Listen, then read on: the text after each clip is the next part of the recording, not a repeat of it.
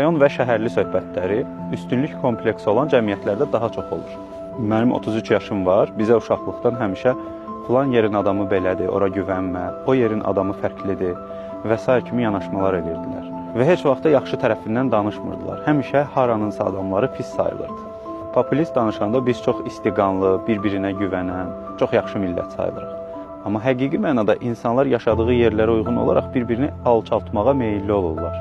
Bax, desəm ki, məni hal-hazırda izləyən adamlardan aranızda vətənpərvər olmayan var.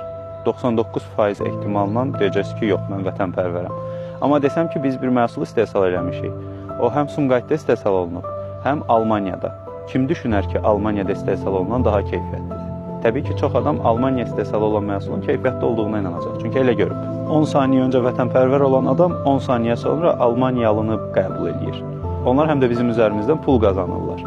Yerli bazlıq, məkanlara görə insanları alçaltmaq, onun üzərində qurulan romantik münasibətlər və s.